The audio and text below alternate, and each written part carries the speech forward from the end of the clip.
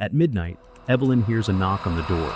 She hesitates, remembering the journal's warning, but curiosity gets the better of her. When she opens the door, no one is there, but a trail of wet footprints leads down the hallway. She follows them, her heart pounding, until they stop at the elevator. The elevator doors creak open to reveal a child's handprint smeared in blood on the mirror inside. The handprint is small, fresh, and dripping. Evelyn reaches out to touch it, but the doors slam shut, and the elevator begins to descend on its own. She frantically presses buttons, but it stops on the basement level. When the doors open, the hallway is pitch black, and a faint giggle echoes from the darkness. Evelyn runs back to room 375, only to find the journal open on the bed. The next entry in her handwriting reads, "You followed the footprints. You shouldn't have." She flips through the pages, finding more entries in her own hand, describing events that haven't occurred yet. Liam will die. The walls will bleed. You'll see her again. As she reads, the room's temperature drops further, and the wallpaper begins to peel away, revealing faces pressed against the walls, mouths open in silent screams. Evelyn slams the journal shut, and the faces vanish, but the room feels alive, watching her. The story begins with Evelyn Hart driving through a desolate mountain road, the sky heavy with storm clouds. The hotel looms in the distance, a crumbling Gothic structure with broken windows and ivy crawling up its walls.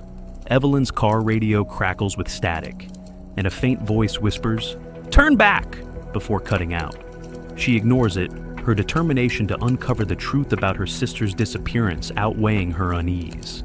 The hotel lobby is dimly lit, with a flickering chandelier and a musty smell of decay. The clerk, a gaunt man with hollow eyes, greets her with a too-wide smile. When Evelyn requests room 375, his demeanor shifts. He stammers, "That room, it's not available." Evelyn insists, and he reluctantly hands her the key, his hand trembling. An elderly guest sitting nearby overhears and grabs Evelyn's arm, whispering urgently, "Don't go there. It's not a room. It's a tomb." Before Evelyn can respond, the woman is escorted away by the clerk, who mutters, "Pay her no mind, she's confused." Evelyn enters room 375, which feels unnaturally cold. The decor is outdated, with faded wallpaper, a dusty chandelier, and a faint metallic smell. She notices faded bloodstains on the carpet, partially hidden by a worn rug.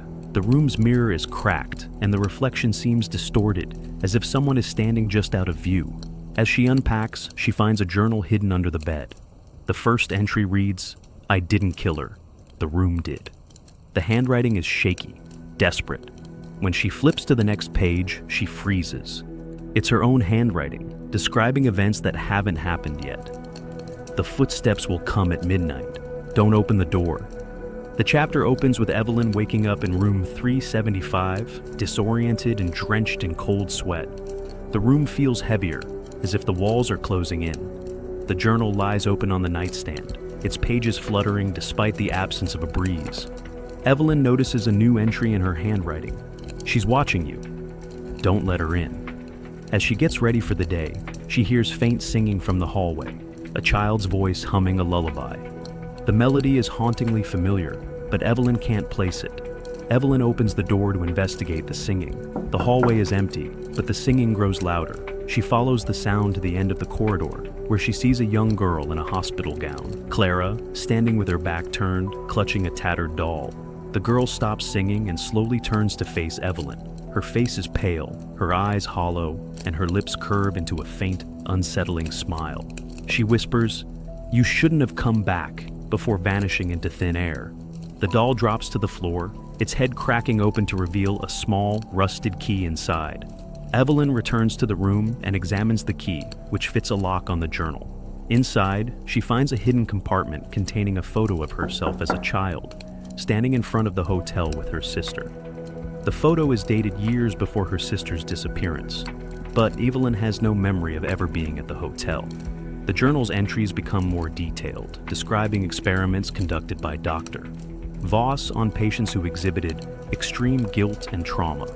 One entry reads, "The room amplifies what already exists within them.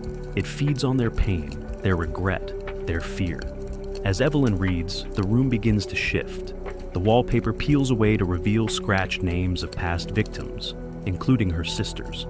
The air grows colder, and she hears faint whispers. You left her. You let her die. She looks up to see a shadowy figure sitting in the armchair across from her. Its face is obscured, but its posture mirrors hers exactly. When she blinks, it's gone, but the chair creaks as if someone just stood up. Evelyn ventures to the hotel's library to research its history. She finds old newspaper clippings about Dr. Voss's asylum and a mass suicide in 1975. One article mentions a young girl named Clara Voss, who died under mysterious circumstances and was rumored to haunt the hotel. As she reads, the library lights flicker and the bookshelves seem to shift, trapping her in a narrow aisle. She hears footsteps approaching and sees Clara's reflection in a glass cabinet, staring at her with hollow eyes. Closing scene. The room's warning. Evelyn returns to room 375, shaken but determined to uncover the truth. As she unlocks the journal's hidden compartment, she finds a Polaroid of herself sleeping, taken from the perspective of someone standing over her bed. The timestamp shows it was taken last night, but Evelyn was alone in the room. The journal flips open to a new entry in her handwriting. It's too late to leave. The room has chosen you. The chapter begins with Liam Carter, a charismatic but skeptical photographer, checking into the hotel. He's in town to capture the haunted beauty of the decaying building for a photography project. Evelyn meets him in the lobby, and they strike up a conversation. Liam is dismissive of her warnings about room 375, joking, "Ghosts make for great photos. If I die, make sure my camera gets my good side." Evelyn reluctantly agrees to show him the room, hoping his skepticism might help her rationalize her own fears. Liam insists on spending the night in room 375 to prove it's harmless. Evelyn tries to dissuade him, but he brushes off her concerns, saying, "Worst case, I'll get a killer story out of it." Before entering the room, he sets up his camera on a tripod, pointing it at the bed. As Evelyn leaves, she hears him mutter, "Let's see what this room is really made of." The door closes behind her, and she feels a pang of guilt, as if she's abandoning him to his fate. Evelyn spends the night in her own room, unable to sleep. She hears faint noises from room 375, muffled laughter, footsteps, and the sound of a camera shutter clicking. At one point, she swears she hears Liam calling her name, but when she opens her door, the hallway is empty. The journal on her nightstand flips open to a new entry in her handwriting. He shouldn't have stayed. The room doesn't like skeptics. The next morning, Evelyn finds room 375's door ajar. Inside, the air is thick with the smell of decay. Liam's body is fused into the wall, his face frozen in a look of terror. His camera is embedded in his chest, the lens cracked and bloodied. Evelyn retrieves the camera and reviews the last photo. It shows her standing over Liam, holding a knife, her expression blank. The timestamp indicates the photo was taken 3 hours after she left the room. Evelyn is horrified by the photo and tries to rationalize it. She considers destroying the camera, but hesitates, fearing it might be the only evidence of what happened. She hears a faint giggle from the hallway and sees Clara's reflection in the cracked mirror, holding the same knife from the photo. The journal flips open again, revealing a new entry. "You didn't kill him. The room did, but it used your hands." Evelyn locks herself in her room, clutching the camera and journal. She hears a knock on the door and opens it to find a trail of wet footprints leading to room 375. The door creaks open on its own, revealing the room's interior, now pristine, as if untouched by Liam's death. A faint whisper echoes from within. "Your turn." The chapter begins with Evelyn standing at the threshold of room 375, the whispers from the walls growing louder and more insistent. The journal in her hand flips open to a new entry. The room is hungry. It's always been hungry. Evelyn steps inside, and the door slams shut behind her. The room feels alive, the walls pulsating faintly, as if breathing. The air is thick with the scent of rust and decay. She hears a faint, rhythmic dripping sound, but when she looks for the source, it stops. Evelyn hears a low, guttural laugh and turns to see Dr. Alistair Voss emerging from the shadows. His body is grotesquely fused with the walls, his spine elongating into the ceiling like roots. His eyes are replaced with broken mirrors, reflecting Evelyn's terrified face back at her. Voss explains that the room feeds on guilt and trauma, amplifying its victim's darkest impulses. "It doesn't just take," he says, "it gives back." As he speaks, the walls begin to shift, revealing faces of past victims, their mouths open in silent screams. Suddenly, Evelyn's sister appears, alive and unharmed.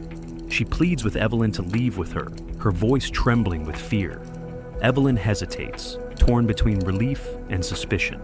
When she reaches out to touch her sister, the woman's face melts into Clara's, her hollow eyes staring into Evelyn's soul. Clara screams, "You left me to die!" before vanishing into the walls. Voss laughs, revealing the truth. "I'm not the room's creator. Clara is. She was the first victim, but her trauma gave the room its sentience. It's her now. It's always been her." The room begins to shift violently, the walls closing in on Evelyn. The faces of past victims emerge fully, their bodies fused with the walls, reaching out to her. Evelyn hears their voices, a cacophony of pleas and accusations. "You did this. You let it happen." Voss's body begins to disintegrate, his form collapsing into a pile of ash. As he fades, he whispers, "It's your turn now. The room has chosen you." Evelyn collapses to the floor, overwhelmed by the room's horrors. The walls stop shifting, and the room falls silent. The journal flips open to a new entry. "You can end it, but it will cost you everything." A faint whisper echoes from the walls. "Stay.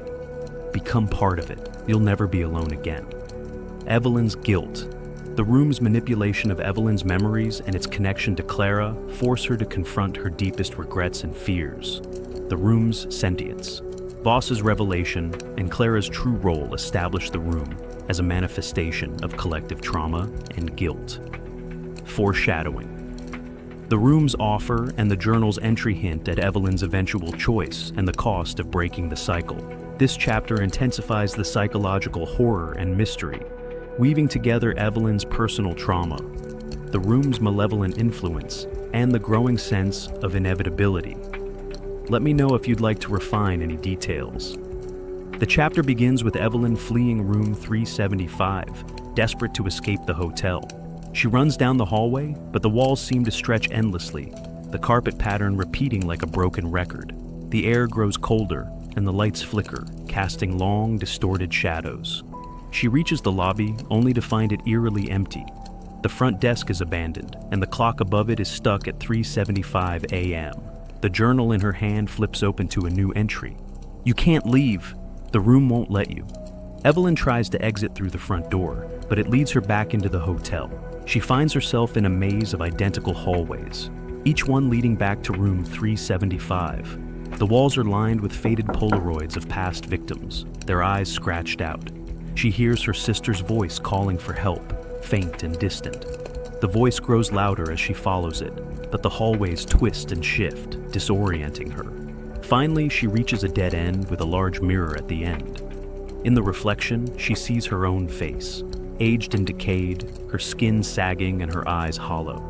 The reflection smiles at her, whispering, "You've been here all along." Evelyn collapses to the floor, clutching the journal. As she reads, she realizes the entries are updating in real time, describing her actions as she performs them. She's running. She thinks she can escape. She's lost. The hallways are endless. She sees herself. She doesn't understand. The final entry reads, "She's trapped. She'll never leave." Evelyn tries to retrace her steps, but the hallways lead her back to the mirror. This time, the reflection is different. It shows her as a child, standing with her sister in front of the hotel. The image shifts to show her sister's car accident, but this time, Evelyn sees herself in the driver's seat. The journal flips open to a new entry. "You've always been the one. The room chose you long ago." Evelyn hears a faint knock on the door to room 375. When she opens it, she finds Clara standing there, holding the tattered doll from earlier.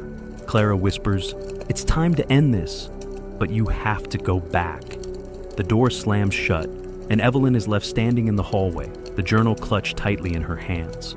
The walls begin to bleed, and the whispers grow louder. "Stay. Become part of it." Clara appears, her spectral form flickering like a dying flame. She holds out the tattered doll, its head cracked open to reveal the rusted key inside. "It's time to end this, she whispers. But you have to go back. Evelyn sets the journal on fire, hoping to destroy the room's hold over her. As the flames consume the pages, the room begins to collapse.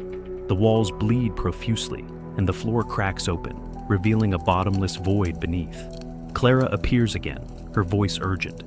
Confess your guilt. Say it out loud, or you'll be trapped here forever. Evelyn hesitates, the weight of her guilt pressing down on her.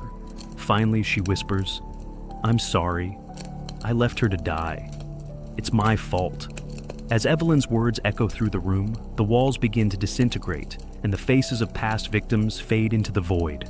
Clara reaches out, her hand cold and ethereal. Take my hand, I'll guide you out. Evelyn grabs Clara's hand, and the room spits her out into the forest, the hotel collapsing behind her in a deafening roar. She collapses to the ground, gasping for air, as Clara whispers, You're not free yet. Evelyn wakes in a hospital bed, disoriented and weak. The room is sterile and quiet, the sunlight streaming through the window. A nurse enters, her face kind and reassuring.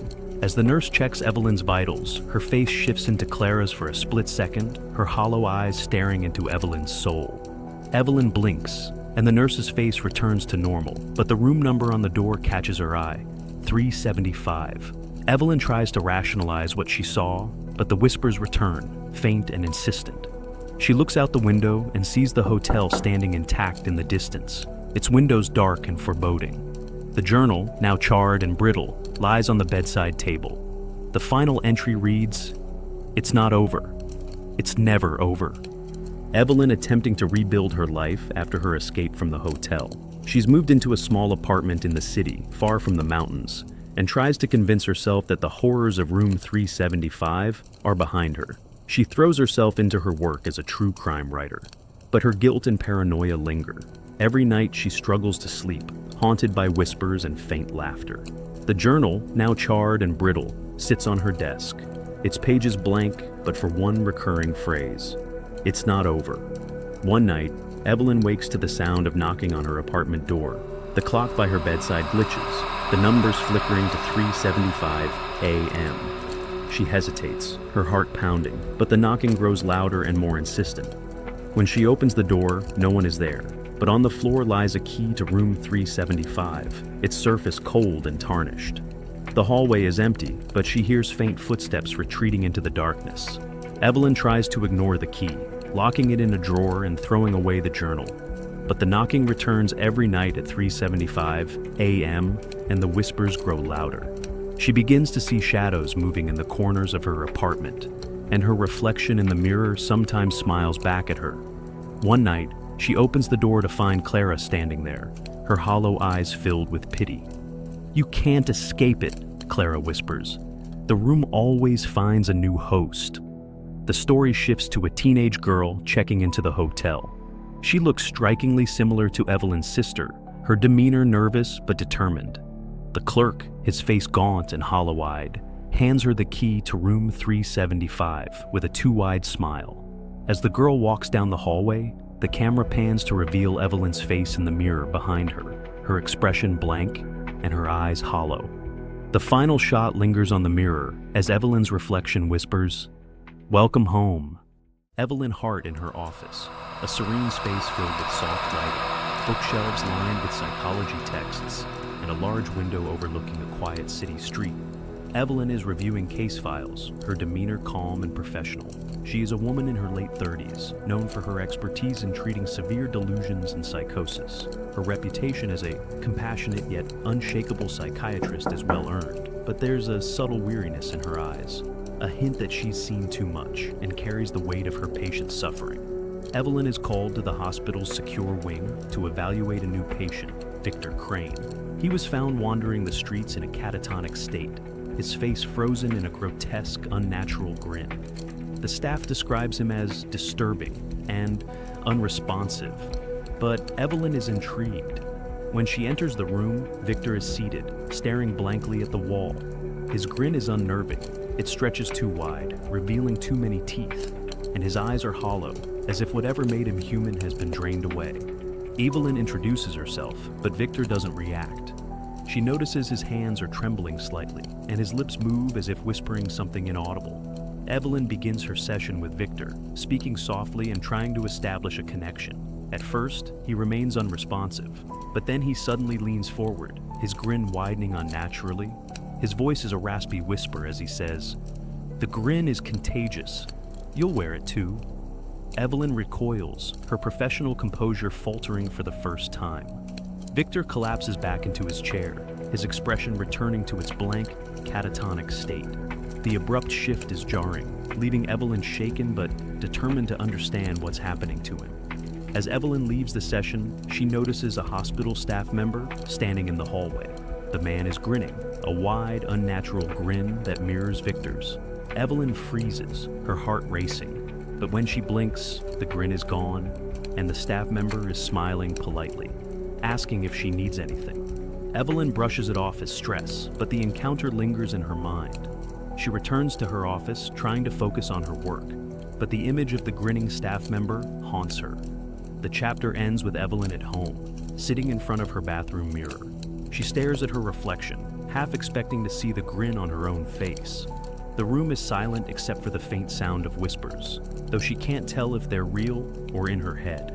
She tries to rationalize the day's events, telling herself that Victor's condition is just another case, albeit an unusual one. But deep down, she feels a growing unease, a sense that something is deeply wrong. Evelyn Hart in her home, sitting at her desk late at night. The room is dimly lit, the only sound the ticking of a clock. She's reviewing Victor Crane's case notes, trying to make sense of his cryptic warning.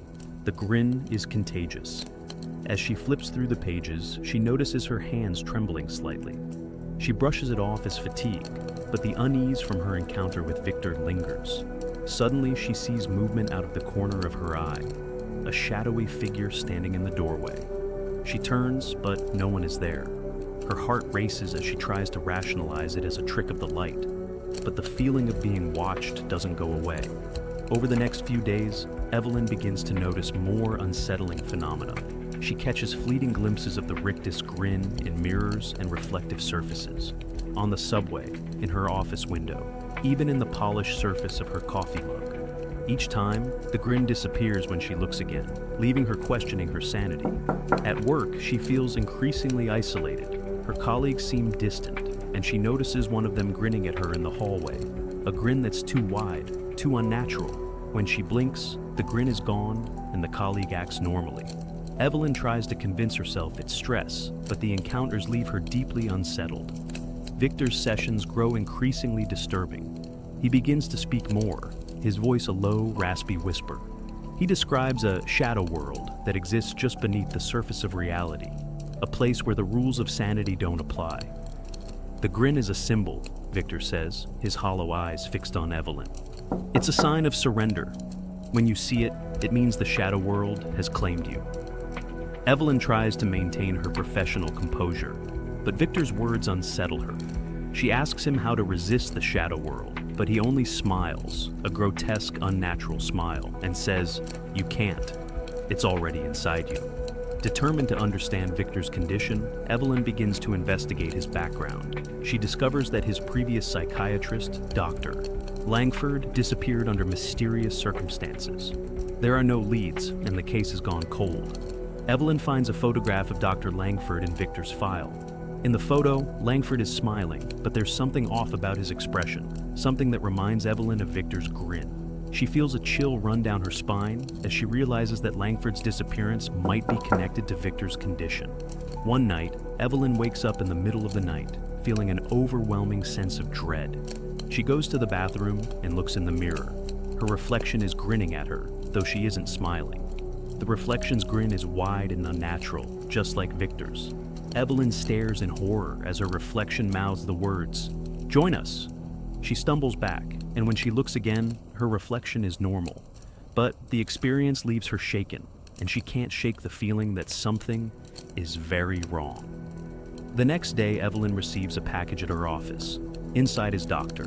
Langford's old journal, along with a note that reads, "You're next." The journal is filled with notes about Victor and the shadow world, as well as Langford's own descent into madness.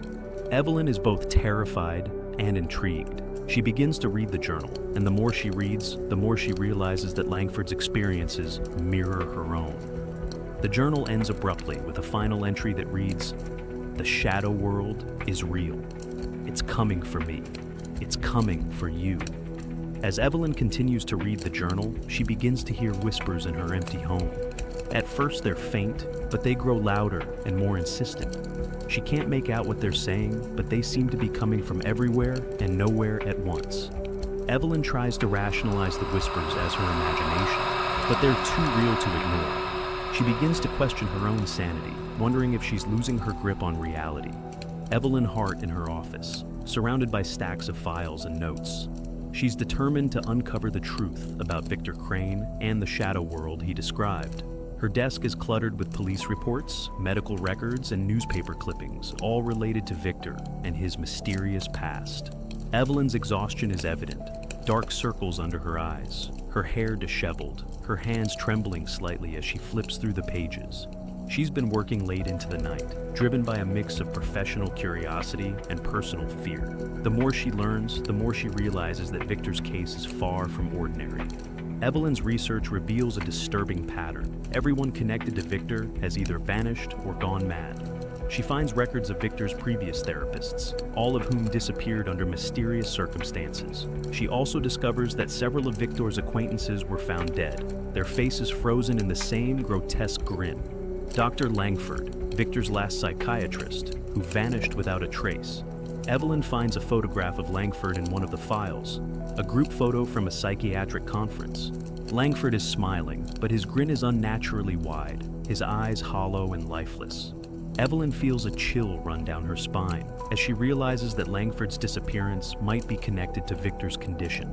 As Evelyn continues her investigation, she begins to see the rictus grin on strangers' faces in public. She's walking down the street when she notices a man on the corner grinning at her. A wide, unnatural grin that mirrors Victor's. She freezes, her heart racing. But when she blinks, the grin is gone, and the man is smiling politely. Later, she's in a cafe, sipping coffee and reviewing her notes, when she catches a glimpse of the grin in the reflection of the window. She turns, but no one is there. The encounters leave her deeply unsettled, and she begins to question her own sanity. During her next session with Victor, Evelyn tries to confront him about her findings. She asks him about the shadow world and the people who have disappeared. Victor remains silent for a long time, his hollow eyes fixed on her. Then, without warning, he lunges forward, grabbing her arm with surprising strength. His voice is a raspy whisper as he says, "You're already one of us." Evelyn tries to pull away, but Victor's grip is like iron. She feels a wave of dizziness, and the room begins to spin. The last thing she sees before everything goes black is Victor's grotesque grin. She wakes up in her office, slumped over her desk. Her arm aches where Victor grabbed her, but there's no mark. She's not sure if the encounter was real or a hallucination, but the fear lingers. Evelyn returns home that evening, still shaken from her encounter with Victor. As she steps into her apartment, she's greeted by an eerie silence.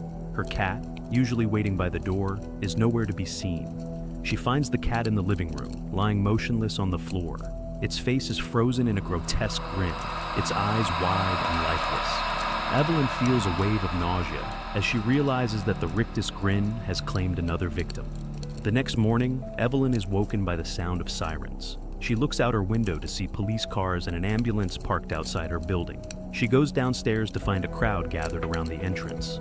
Her neighbor, an elderly man who had been acting strangely in recent days, is being carried out on a stretcher. His face is frozen in the same grotesque grin as the cat's. Evelyn feels a chill run down her spine as she realizes that the grin is spreading beyond her own life, claiming more victims.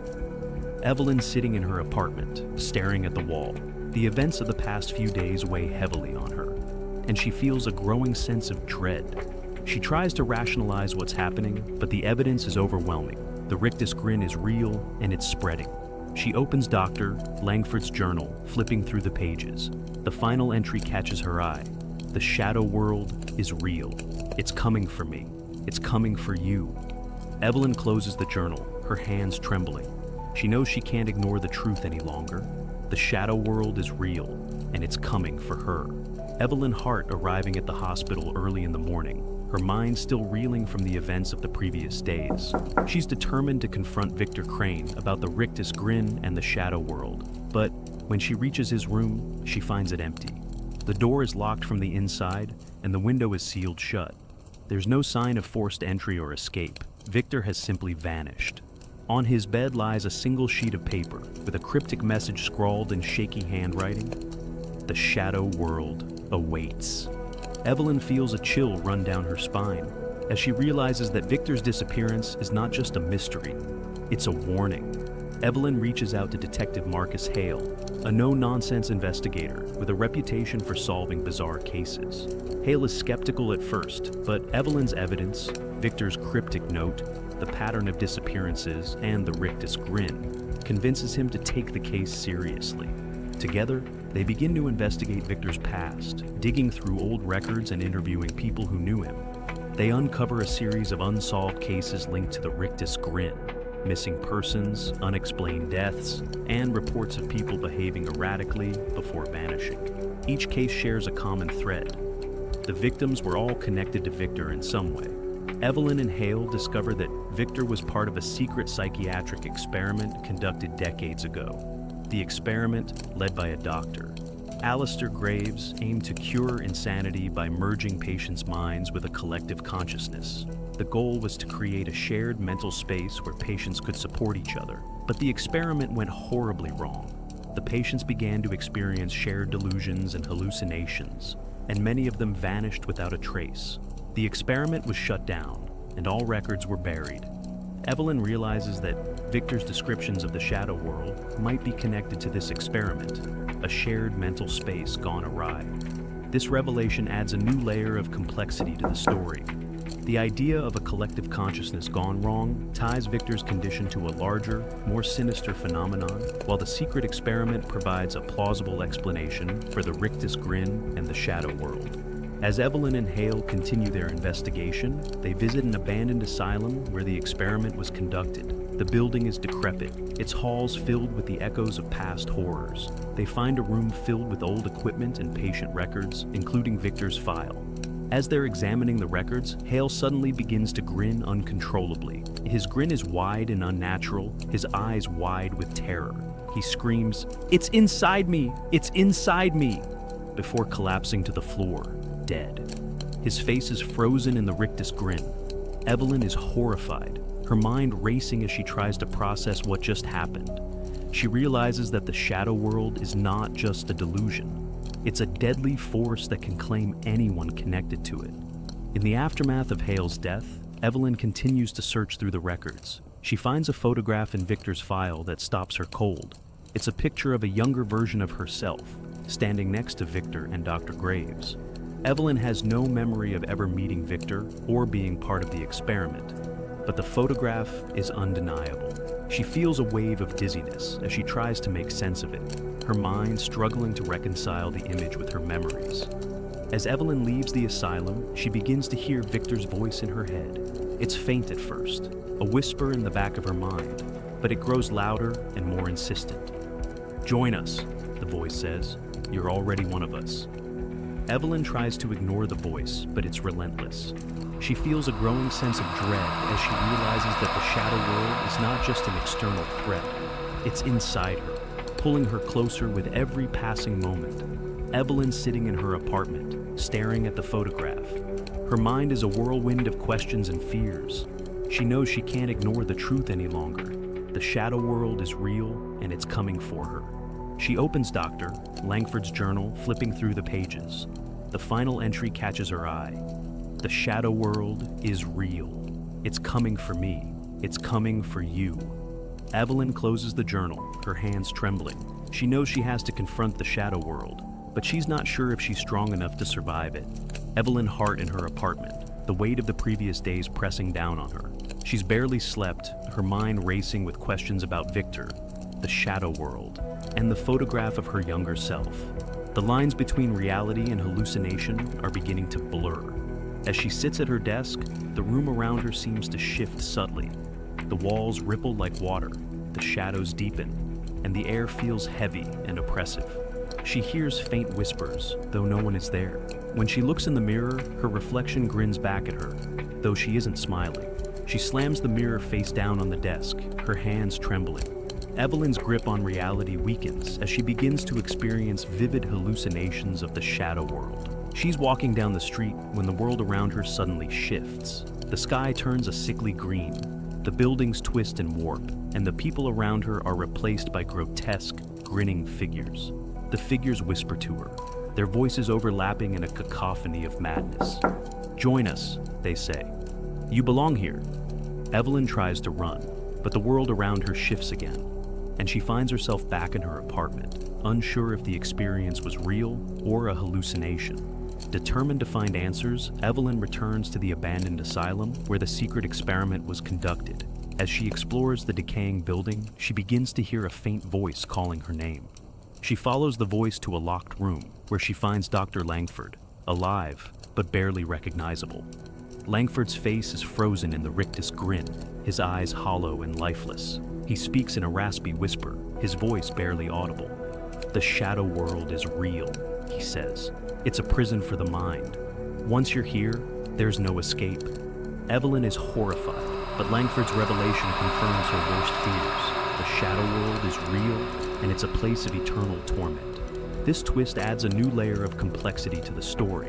Langford's survival and his transformation into a grinning, hollow figure reinforce the idea that the shadow world is a deadly force, while his warning raises the stakes for Evelyn. As Evelyn tries to process Langford's revelation, she's suddenly attacked by shadowy figures with grotesque, grinning faces. They emerge from the walls and floor, their movements jerky and unnatural. Evelyn tries to fight them off, but they're too strong. One of the figures scratches her arm, leaving a deep, bleeding wound. The pain is intense, but what's worse is the mark it leaves, a black vein-like pattern that begins to spread up her arm like an infection. Evelyn manages to escape, but the mark continues to spread, a physical manifestation of the shadow world's influence. Evelyn returns home, her arm throbbing with pain. As she tries to tend to the wound, her phone rings. The caller ID shows her own number. Hesitantly, she answers. On the other end, she hears her own voice, whispering, "You can't escape." The voice is faint but unmistakable, and it sends a chill down her spine.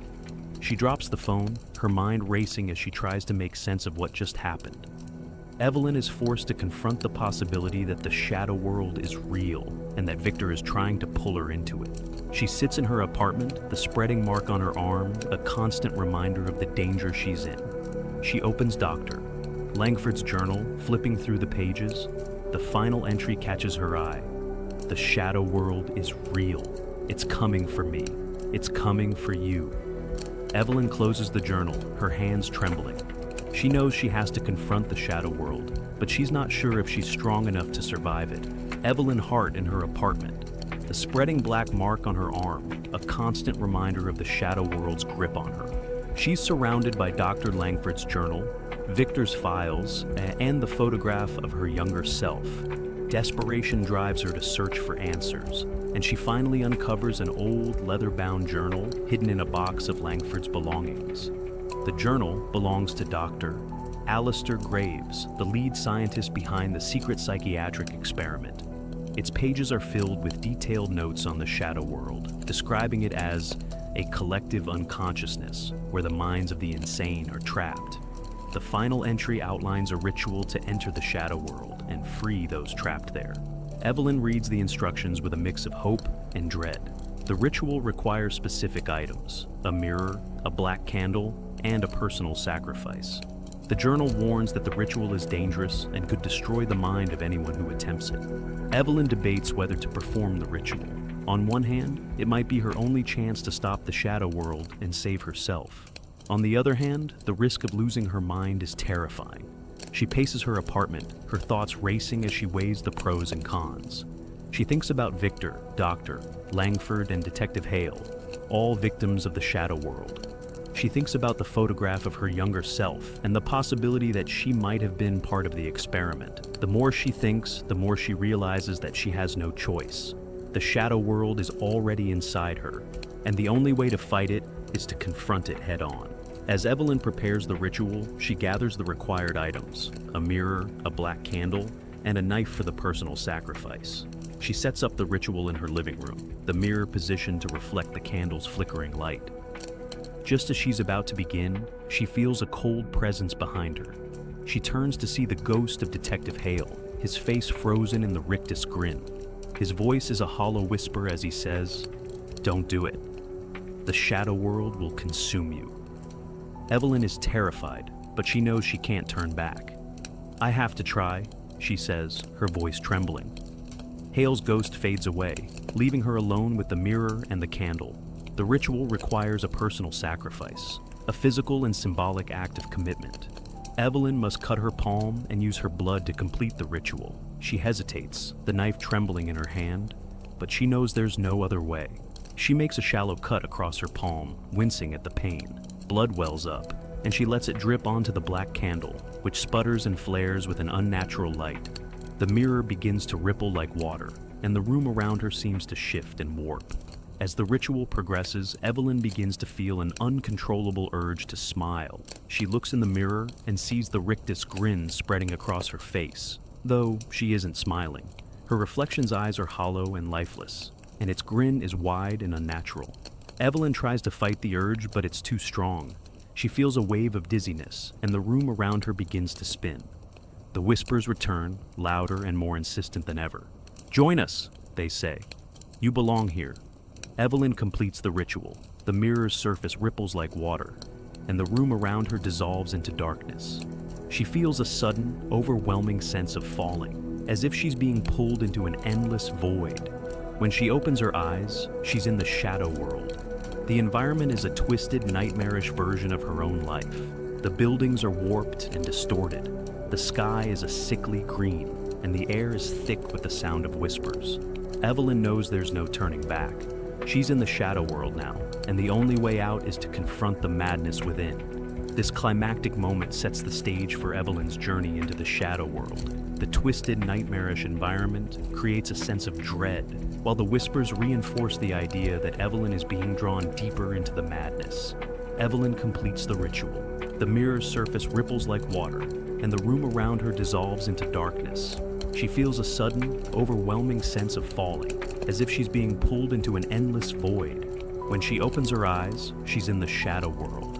The environment is a twisted, nightmarish version of her own life. The buildings are warped and distorted. The sky is a sickly green, and the air is thick with the sound of whispers. Evelyn knows there's no turning back. She's in the shadow world now, and the only way out is to confront the madness within. This climactic moment sets the stage for Evelyn's journey into the shadow world. The twisted, nightmarish environment creates a sense of dread, while the whispers reinforce the idea that Evelyn is being drawn deeper into the madness. Evelyn Hart standing in the shadow world, her senses overwhelmed by the surreal, ever-shifting landscape. The sky is a sickly green, the ground beneath her feet feels unstable, and the air is thick with the sound of whispers. The buildings around her are warped and distorted, their angles impossible, their surfaces pulsating as if alive. Evelyn takes a hesitant step forward, her heart racing. She knows she's no longer in the real world, but the shadow world feels more real than anything she's ever experienced. The whispers grow louder, overlapping in a cacophony of madness. "Join us," they say. "You belong here." As Evelyn navigates the shadow world, she encounters grotesque versions of her patients and loved ones. She sees a twisted version of Detective Hale, his face frozen in the rictus grin, his body contorted and unnatural. He reaches out to her, his voice a hollow whisper. "You can't escape." She also sees her mother, but her face is distorted, her eyes hollow, and her grin too wide. "Why did you leave me?" her mother asks, her voice filled with accusation. Evelyn tries to run, but the shadow world shifts around her, trapping her in a maze of horrors. Evelyn stumbles upon a clearing in the shadow world, where she finds a group of figures huddled together. They're all grinning, their faces frozen in the rictus grin, their eyes hollow and lifeless. They whisper to her, their voices overlapping in a cacophony of madness. "The shadow world is a manifestation of collective human insanity," one of them says. "The grin is a symbol of submission. When you smile, you surrender." Evelyn realizes that the shadow world is not just a place, It's a state of mind. It's where the minds of the insane are trapped, their sanity consumed by the collective madness. The rictus grin is a sign of surrender, a symbol of submission to the shadow world. As Evelyn tries to process the revelation, she's suddenly attacked by Dr. Langford, who has become a monstrous, grinning entity. His body is twisted and unnatural, his face frozen in the rictus grin, his eyes hollow and lifeless. "You can't escape," Langford says, his voice a hollow whisper. "The shadow world has claimed you." Evelyn tries to fight him off, but he's too strong. She manages to escape, but not before Langford scratches her arm, leaving a deep, bleeding wound. The pain is intense, but what's worse is the mark it leaves. A black vein-like pattern that begins to spread up her arm like an infection. Evelyn stumbles upon a mirror in the shadow world, its surface rippling like water. She looks into it and sees a version of herself who succumbed to the grin. Her reflection is smiling grotesquely, her eyes hollow and lifeless. "Join us," the reflection says, its voice a hollow whisper. "You belong here." Evelyn is horrified, but she can't look away. The reflection reaches out to her, its hand passing through the mirror's surface. Evelyn feels a wave of dizziness, and the room around her begins to spin. As Evelyn tries to escape the mirror, she's confronted by Victor. He's no longer the catatonic patient she knew. He's a confident, almost serene figure, his face free of the rictus grin. "I brought you here to free you," Victor says. "The shadow world is not a prison. It's a liberation. The illusion of sanity is the real prison. Here, you can be free." Evelyn is stunned. She realizes that Victor's goal was never to trap her in the shadow world. It was to free her from the illusion of sanity. This twist adds a new layer of complexity to the story. Victor's revelation challenges Evelyn's understanding of sanity and madness, while his serene demeanor creates a sense of unease. Evelyn is forced to decide whether to succumb to the shadow world or fight to return to reality. She looks at the spreading mark on her arm, the whispers growing louder and more insistent. "Join us," they say. "You belong here." Evelyn knows she has to make a choice. She can surrender to the shadow world and embrace the madness, or she can fight to return to reality and risk losing her mind. Evelyn Hart standing in the shadow world, the weight of her decision pressing down on her. The whispers are deafening now, a cacophony of voices urging her to surrender. The grotesque figures of her patients and loved ones surround her, their rictus grins wide and unnatural. Evelyn knows she has to make a choice, succumb to the shadow world and embrace the madness, or fight to return to reality and risk losing her mind. She takes a deep breath, her mind racing as she tries to find a way out. Evelyn confronts Victor, who stands at the center of the shadow world, his serene demeanor a stark contrast to the chaos around him.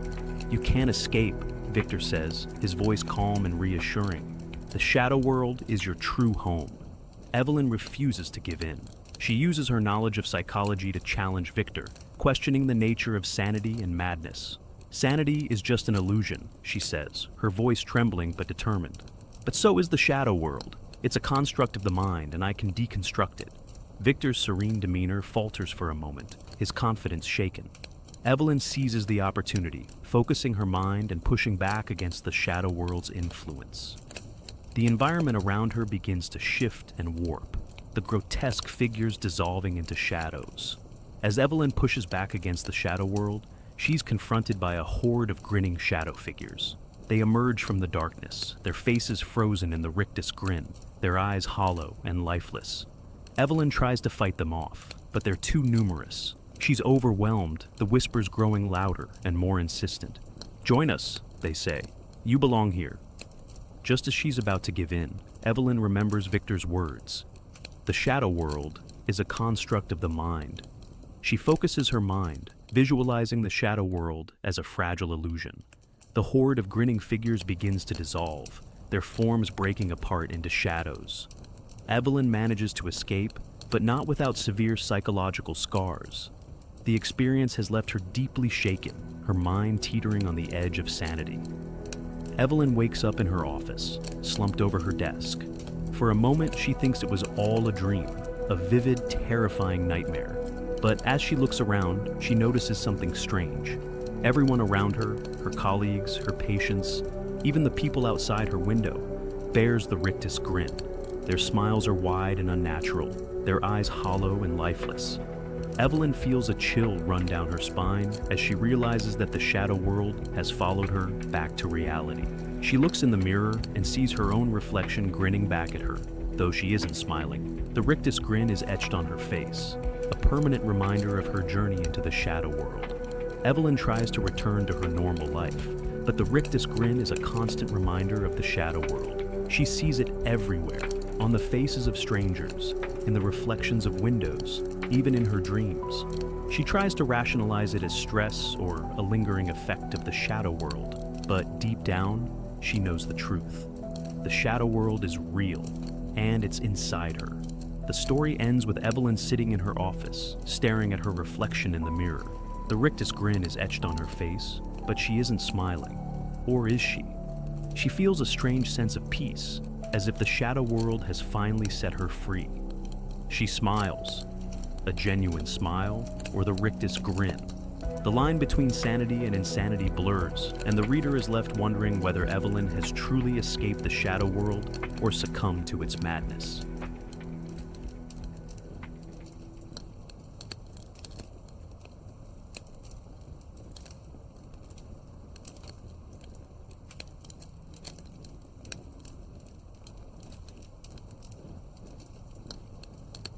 Aiko, a young woman in her late 20s, arriving in the remote mountain village of Kurokawa. The village is shrouded in perpetual mist, with dense ancient forests pressing in on all sides. The air is heavy with the scent of damp earth and pine, and the only sounds are the distant cawing of crows and the rustling of leaves in the wind. Aiko steps off the rickety bus, her suitcase in hand, and takes in her new surroundings. The village is eerily quiet, with only a few villagers visible, their faces shadowed and wary. They glance at her briefly before turning away, muttering to themselves. Aiko feels a pang of unease but brushes it off, telling herself she's just tired from the long journey. As Aiko walks toward the small inn where she'll be staying, she hears a commotion near the edge of the forest. A middle-aged villager, Takeshi, is shouting and struggling against an unseen force. His eyes are wide with terror, and he claws at the ground as if trying to anchor himself. Aiko drops her suitcase and runs toward him, but before she can reach him, he is yanked into the trees with inhuman strength. The villagers who witness the event freeze in place, their faces pale and expressionless. One of them, an elderly woman, mutters, "The Yamamba has taken him." Aiko is left shaken, her heart pounding. She turns to the villagers for answers, but they refuse to speak to her, quickly dispersing and leaving her alone at the forest's edge. The trees seem to loom taller, their branches twisting like skeletal fingers against the gray sky. The next morning, Aiko learns that Takeshi has been found alive, but completely catatonic. She visits his home, where his wife Yumi sits by his side, her face gaunt and tear-streaked. Takeshi stares blankly at the wall, his lips moving faintly as he repeats, "The woman in the trees. She's waiting for you." Aiko feels a chill run down her spine. She tries to comfort Yumi, but the woman recoils, saying, "You shouldn't have come here. The forest doesn't like outsiders." As Aiko leaves the house, she notices a group of villagers gathered nearby, whispering and casting furtive glances in her direction. One of them, a young boy, points at her and says, "She's next." That night, Aiko lies awake in her room at the inn, unable to shake the image of Takeshi's hollow eyes and the villagers' fearful whispers. As she stares at the ceiling, she hears a faint whisper coming from outside her window.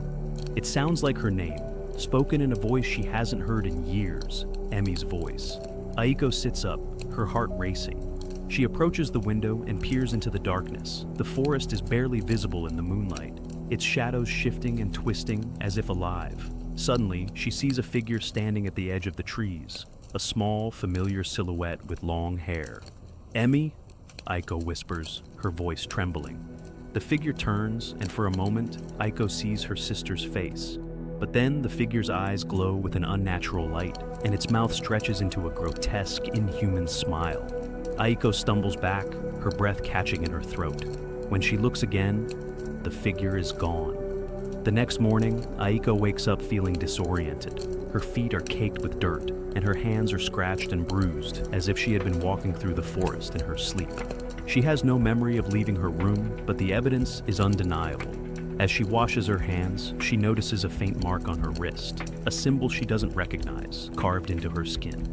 It matches the symbols she saw on the shrine in her dreams. Aiko looks out the window at the forest, its dark silhouette looming in the distance. Despite her fear, she feels an inexplicable pull toward the trees, as if something, or someone, is calling her. Aiko trying to settle into her new life in Kurakawa. She spends her days exploring the village, attempting to connect with the villagers, but they remain distant and wary. The only person who shows her kindness is Tomoe, a woman in her 40s who runs a small tea shop. Tomoe offers Aiko a cup of tea and a sympathetic ear, though she avoids talking about the forest or the Yamamba. Aiko notices that the villagers often leave small offerings, rice, fruit, or strips of cloth, at the edge of the forest. When she asks Tomo about it, the woman hesitates before saying, "It's better not to ask too many questions. Some things are best left alone." One night, Aiko wakes up in the forest, disoriented and cold. Her feet are bare and scratched, and her nightgown is damp with dew. In her hands, she clutches a crude doll made of twigs and leaves. The doll's face is eerily detailed, with small stones for eyes and a twisted mouth made of bark. As Aiko stares at the doll, she realizes it resembles Emmy. The doll's eyes seem to follow her, and she hears faint laughter echoing from the trees. Panicked, she drops the doll and stumbles back, but the laughter grows louder, surrounding her. She runs blindly through the forest, the trees seeming to close in around her, until she finally bursts into the village square. The villagers who see her recoil in fear, muttering about the Yamamba's curse. Aiko collapses on the steps of the inn, clutching the doll to her chest, her mind racing with questions. The next morning, Aiko wakes up in her room, the doll lying on the floor beside her bed. She tries to convince herself it was just a dream, but the scratches on her feet and the dirt on her nightgown tell a different story. As she prepares for the day, she hears a commotion outside. The villagers are gathered around Tomo's tea shop, their faces pale and grim. Aiko pushes through the crowd and sees Tomo's body lying on the floor, her eyes wide with terror. Her body is twisted unnaturally, as if she had been trying to flee something, or someone. Aiko notices something strange. Tomo's hands are clasped together, as if in prayer, and her face is turned toward the forest. The villagers whisper that the Yamamba took her, but Aiko can't shake the feeling that there's more to the story. Aiko visits Tomoe's tea shop later that day, hoping to find some clue about what happened. She discovers a small notebook hidden under the counter, filled with cryptic notes and sketches. One page stands out, a drawing of the forest with the words, "She walks among us," scrawled beneath it. As Aiko flips through the notebook, she finds a list of names, including her own. Next to her name is a single word, chosen. Aiko's mind races. Could the Yamamba be someone in the village? Is it possible that the spirit is not just a supernatural entity, but a person? Or something that takes on human form? That night, Aiko lies awake, unable to shake the image of Tomo's lifeless body and the cryptic notes in her notebook. As she stares at the ceiling, she hears the whispers again, faint, indistinct voices calling her name. She gets up and approaches the window, her heart pounding. The forest is bathed in moonlight, its shadows shifting and twisting as if alive. The whispers grow louder, and Aiko sees movement among the trees, figures darting between the trunks, their eyes glowing faintly. One of the figures steps into the clearing, and Aiko recognizes her. It's Tomo, her face pale and her eyes empty. Tomo raises a hand, pointing toward the forest, and whispers, "She's waiting for you." Aiko stumbles back, her breath catching in her throat. When she looks again, the figure is gone, and the forest is silent. Aiko determined to uncover the truth about the Yamamba and its connection to the village. She spends her days poring over Tomo's notebook, trying to decipher the cryptic notes and sketches. One page catches her attention, a rough map of the forest with a marked location deep within the trees. The words, "The Shrine of Sorrow," are scrawled beside it. Aiko decides to investigate, despite the villagers' warnings. She packs a small bag with supplies and sets off toward the forest, her heart pounding with a mix of fear and determination. The forest is eerily silent, the only sound the crunch of leaves under her feet and the occasional rustle of branches in the wind.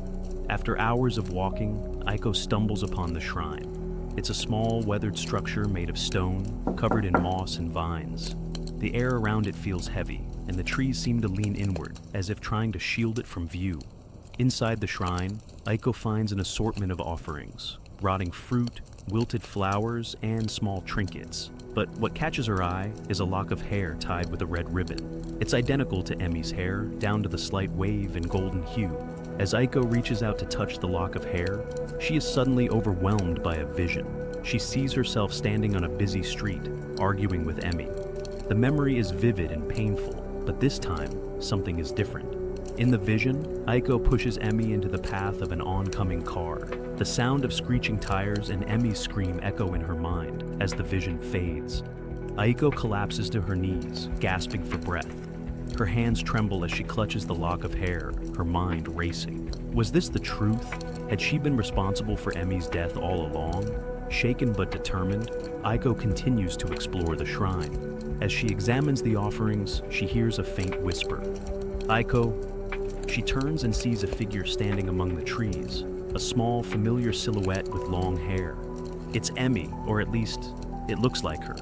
Aiko's heart leaps with a mix of hope and fear as she calls out, "Emmy? Is that you?" The figure turns, and for a moment, Aiko sees her sister's face, but then the figure's features twist and distort, its mouth stretching into a grotesque, inhuman smile. The eyes glow with an unnatural light, and the figure whispers, "You already know the truth." Aiko stumbles back, her breath catching in her throat. The figure, now clearly the Yamamba, laughs softly before vanishing into the trees. Aiko returns to the village, her mind reeling from what she's seen. She tries to confront the villagers about the shrine and the lock of hair, but they refuse to speak to her. One of them, an elderly man named Hideo, finally snaps, "You shouldn't have gone there. The Yamamba doesn't forgive those who disturb her shrine." Aiko notices that the villagers are leaving more offerings at the edge of the forest, their faces grim and fearful. She realizes that the shrine is not just a place of worship, it's a place of appeasement, a way to keep the Yamamba at bay. That night, Aiko lies awake, unable to shake the vision of Emmy's death. She replays the memory in her mind, questioning every detail. Was it possible that she had pushed Emmy? Or was the Yamamba manipulating her, twisting her memories to break her spirit? As she stares at the ceiling, she hears the whispers again. Faint, indistinct voices calling her name. She gets up and approaches the window, her heart pounding. The forest is bathed in moonlight, its shadows shifting and twisting as if alive. Aiko sees movement among the trees, figures darting between the trunks, their eyes glowing faintly. One of the figures steps into the clearing, and Aiko recognizes her. It's Emmy, her face pale and her eyes empty. Emmy raises a hand, pointing toward the forest, and whispers, "She's waiting for you."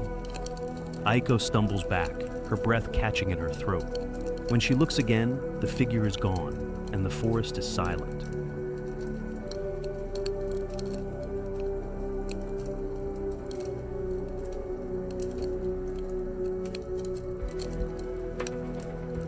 Aiko's sitting in her room at the inn, surrounded by Tomo's notebook and the lock of hair she found at the shrine. Her mind is a whirlwind of questions and doubts. Was the vision of Emmy's death real?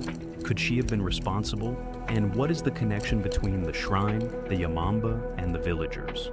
Determined to find answers, Aiko decides to seek out Haru, the elderly woman who seems to know more about the Yamamba than anyone else.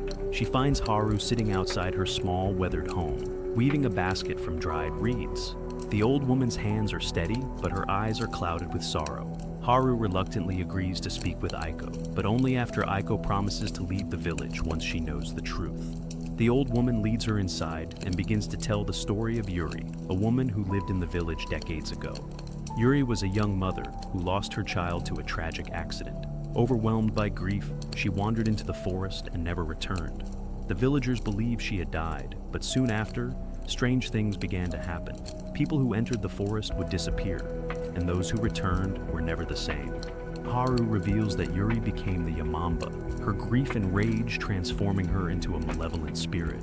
The curse has been passed down through generations, with each new Yamamba feeding on the guilt and sorrow of those who enter the forest. Aiko is stunned. So, the Yamamba isn't just a spirit, it's a curse that keeps repeating itself? Haru nods, her expression grim. And now, it has chosen you. As Aiko processes Haru's revelation, a commotion erupts outside. The villagers are gathered near the forest's edge, their faces pale and fearful. Aiko and Haru rush to see what's happening. They find Haru's grandson, Kenta, lying on the ground, his body twisted unnaturally. His eyes are wide with terror, and his mouth is frozen in a silent scream. Surrounding his body are offerings of food and hair, arranged in a ritualistic pattern. The villagers whisper that Kenta had been trying to appease the Yamamba, but Aiko notices something strange. The offerings are identical to those she saw at the shrine. She realizes that Kenta must have known more about the curse than he let on. Haru collapses beside her grandson's body, her sobs echoing through the silent forest. Aiko feels a pang of guilt, wondering if her presence in the village has somehow triggered the curse. That night, Aiko lies awake, unable to shake the image of Kenta's lifeless body and the offerings surrounding him. She hears the whispers again, faint and indistinct, calling her name. She gets up and approaches the window, her heart pounding. The forest is bathed in moonlight, its shadows shifting and twisting as if alive. Aiko sees movement among the trees, figures darting between the trunks, their eyes glowing faintly. One of the figures steps into the clearing, and Aiko recognizes her. It's Yuri, her face pale and her eyes empty. Yuri raises a hand, pointing toward the forest, and whispers, "You cannot escape." Aiko stumbles back, her breath catching in her throat. When she looks again, the figure is gone, and the forest is silent.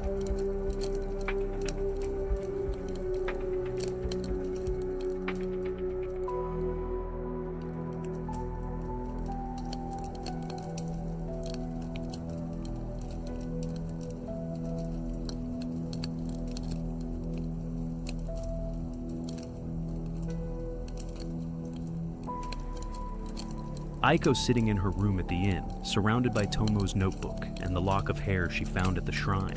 Her mind is a whirlwind of questions and doubts. Was the vision of Emi's death real? Could she have been responsible? And what is the connection between the shrine, the Yamamba, and the villagers? Determined to find answers, Aiko decides to seek out Haru, the elderly woman who seems to know more about the Yamamba than anyone else. She finds Haru sitting outside her small, weathered home, weaving a basket from dried reeds. The old woman's hands are steady, but her eyes are clouded with sorrow. Haru reluctantly agrees to speak with Aiko, but only after Aiko promises to leave the village once she knows the truth. The old woman leads her inside and begins to tell the story of Yuri, a woman who lived in the village decades ago.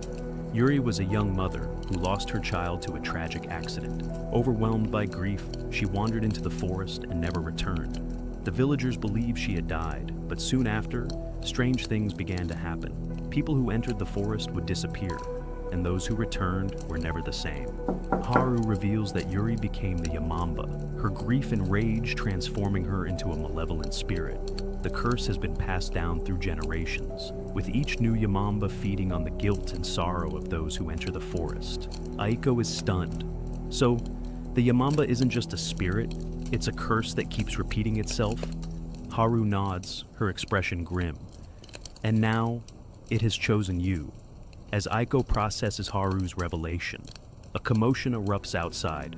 The villagers are gathered near the forest's edge, their faces pale and fearful.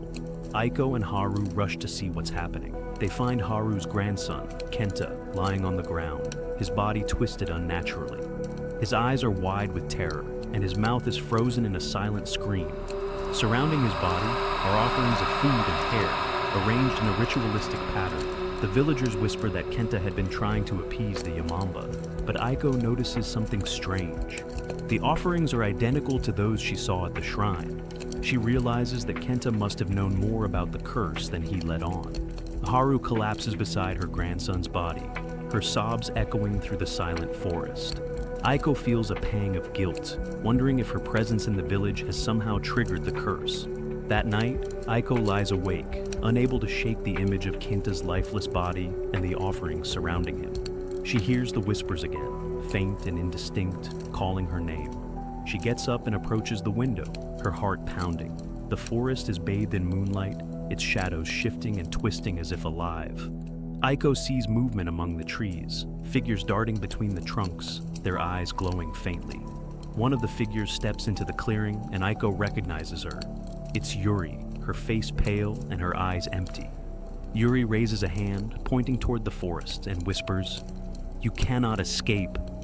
Aiko stumbles back, her breath catching in her throat.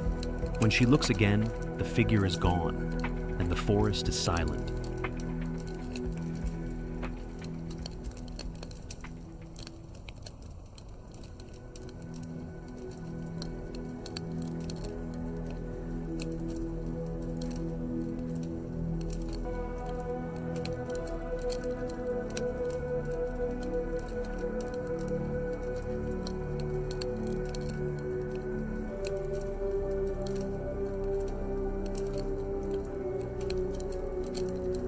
Aiko sitting in her room at the inn, her mind racing with the revelations from Haru about Yuri and the curse of the Yamamba. She feels a growing sense of dread, as if the forest is closing in around her.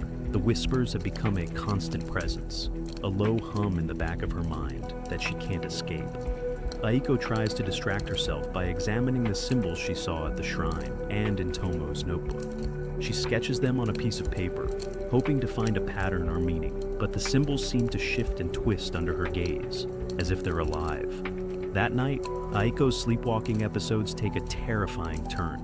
She wakes up in the middle of the night, her hands covered in blood. At first, she thinks she's been attacked, but then she notices the source of the blood, her own arm. Carved into her skin are the same symbols she saw at the shrine, crude and jagged, but unmistakable. Aiko feels a surge of panic and confusion. Did she do this to herself?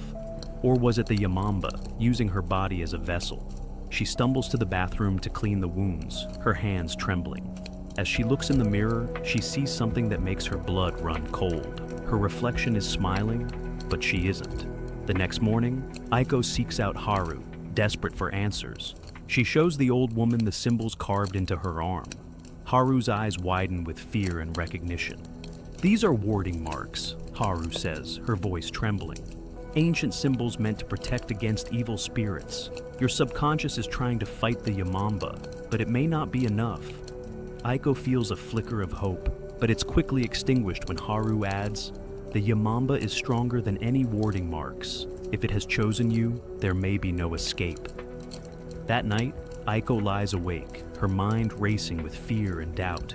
The whispers are louder now, almost deafening, and she feels a growing pressure in her chest, as if something is trying to claw its way out.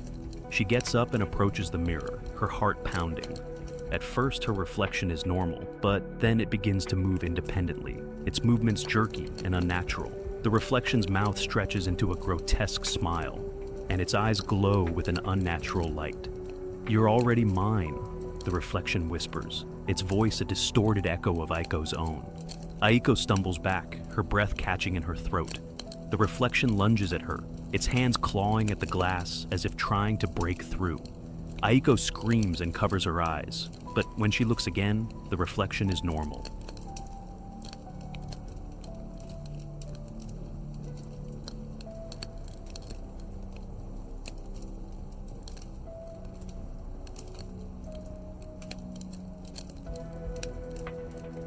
Aiko standing at the edge of the forest, her mind made up.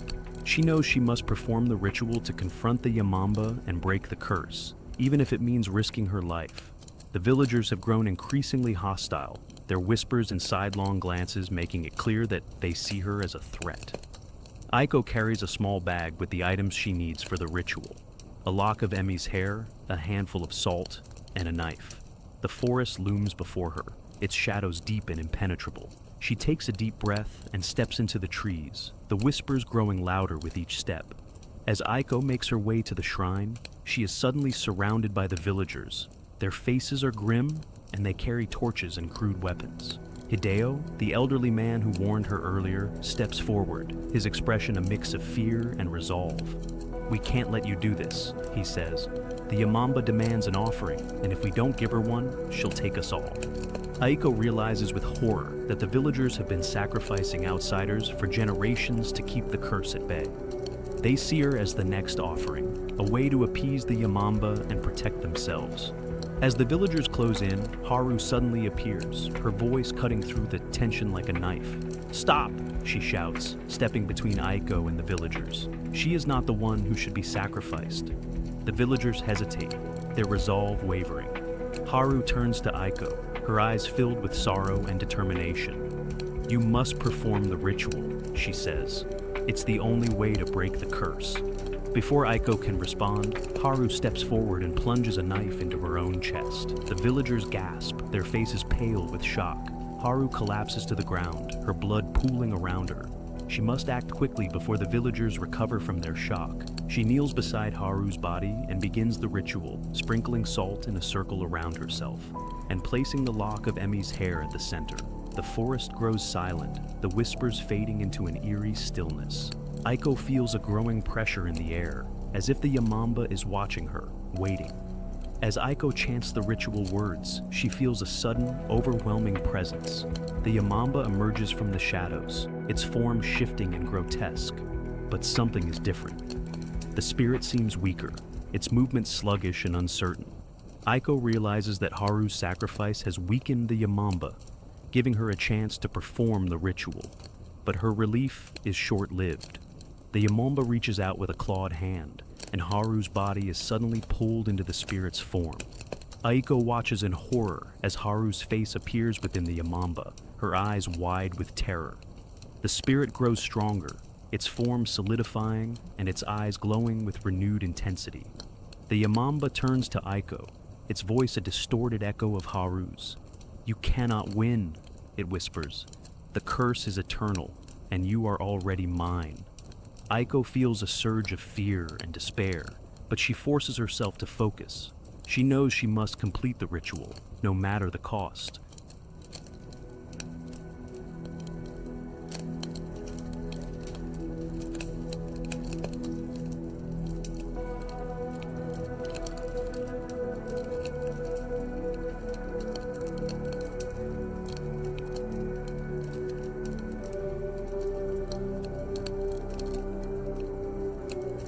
With Aiko standing in the center of the salt circle, the lock of Emi's hair clutched in her hand, the Yamamba looms before her, its form shifting between the faces of her mother, Emi, and herself. The forest is eerily silent, the only sound the faint whisper of the wind through the trees. Aiko's hands tremble as she recites the final words of the ritual, her voice steady despite the fear coursing through her veins. The Yamamba's form begins to waver, its edges blurring as if it's losing its grip on reality. But then it laughs, a cold, mocking sound that sends shivers down Aiko's spine. "You think you can defeat me?" the Yamamba says, its voice a distorted echo of her own. "I am a part of you, Aiko. You can't destroy me without destroying yourself." Aiko takes a deep breath and closes her eyes, focusing on the memories of Emi. She thinks of her sister's laughter, her kindness, and the love they shared. She thinks of her mother, not with anger or resentment, but with understanding and forgiveness. As she opens her eyes, she sees the Yamamba's form beginning to dissolve, its edges fading into the shadows. The spirit's eyes widen with fear and surprise as it realizes what's happening. "No!" it screams, its voice filled with desperation. "You can't do this." But Aiko stands firm, her resolve unshakable. "I forgive you," she whispers, her voice filled with sorrow and acceptance. "And I forgive myself." With those words, the Yamamba's form shatters, its essence dissipating into the air like smoke. The forest grows silent, the whispers fading into an eerie stillness. Emi's voice. As the Yamamba's form dissipates, Aiko hears a faint whisper. "Thank you."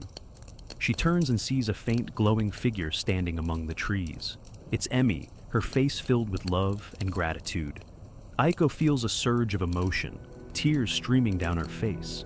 "Emi," she whispers, her voice trembling.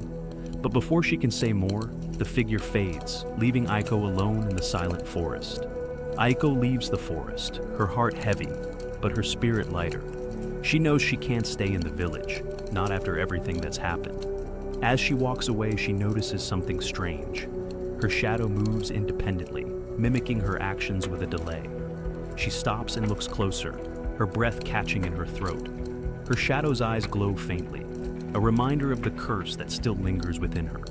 In the final scene, a new family arrives in the village, seeking a fresh start. They are unaware of the curse that has plagued the village for generations. Aiko watches them from the shadows, her eyes glowing faintly. She knows what's coming, but she can't bring herself to warn them. The cycle must continue, and she is now a part of it. Eleanor Ellie Carter, driving through the dense, fog-shrouded forests of Vermont. The trees loom like skeletal hands, their branches clawing at the gray sky. Ellie's car radio crackles with static, and she switches it off, leaving only the sound of the engine and the occasional caw of a crow. The isolation of the landscape mirrors her emotional state, haunted by guilt over her younger brother's death, and driven by a desperate need to uncover the truth about Lila Harper's disappearance. Ellie's internal monologue reveals her motivation. She's a journalist who specializes in cold cases, but this one feels personal. Lila's photo, which Ellie keeps on her dashboard, shows a bright-eyed girl with a gap-toothed smile. Ellie sees her brother in that smile, and it fuels her determination. As she approaches Black Hollow, the town sign comes into view, a weathered wooden board with peeling paint. The population number has been scratched out, and someone has spray-painted a yellow symbol beneath the town's name, a crude circle with jagged lines radiating outward. Ellie frowns but dismisses it as graffiti. The town is eerily quiet, with boarded-up storefronts and empty streets. Ellie checks into a small motel on the edge of town, but the owner, Mrs. Grady, is visibly uneasy when Ellie mentions Lila's case. "Some things are best left buried," Mrs. Grady mutters, handing Ellie the key to her cabin. The cabin is a rustic, isolated structure nestled in the woods, a mile from the town center. As Ellie unpacks, she notices the air feels heavy, almost oppressive. The walls are bare except for a single painting of a forest scene, the trees oddly distorted, their branches forming shapes that seem almost human. That night, as Ellie sits at the small wooden desk reviewing her notes, she hears a faint scratching at the door. She freezes, her heart pounding. The scratching stops, but when she opens the door, there's no one there, just a faint, glowing yellow handprint on the wood. Ellie touches the handprint, and it feels warm, almost alive. She quickly wipes it away with a rag, but the moment she turns her back, she hears a child's laughter outside. It's high-pitched and playful, but sends a chill down her spine. Lai steps outside, her flashlight cutting through the darkness. The laughter seems to come from all directions, echoing through the trees. She scans the area and spots something on the doorstep, a small, yellow-painted doll. Its face is cracked and worn, but its eyes seem to glint in the flashlight's beam. Against her better judgment, Ellie picks up the doll. Its head suddenly jerks to the side, and its mouth opens, emitting a raspy whisper. "Help me!" Ellie drops the doll in shock, her breath coming in short gasps. She kicks it into the woods and retreats inside, locking the door behind her. Ellie wakes to the sound of birds chirping, the morning light streaming through the cabin's windows. For a moment, she convinces herself it was all a nightmare. But as she steps outside to get some fresh air, she sees it, the doll, sitting perfectly upright on the doorstep, its head tilted as if staring at her. The yellow handprint is back on the door, brighter than before.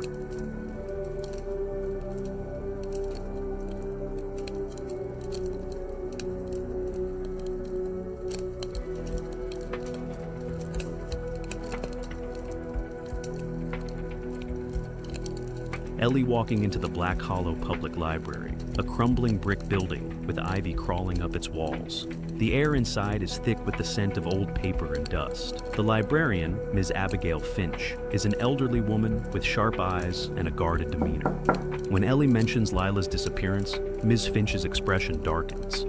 "Some stories are better left untold," she says, but Ellie persists, flashing her press credentials.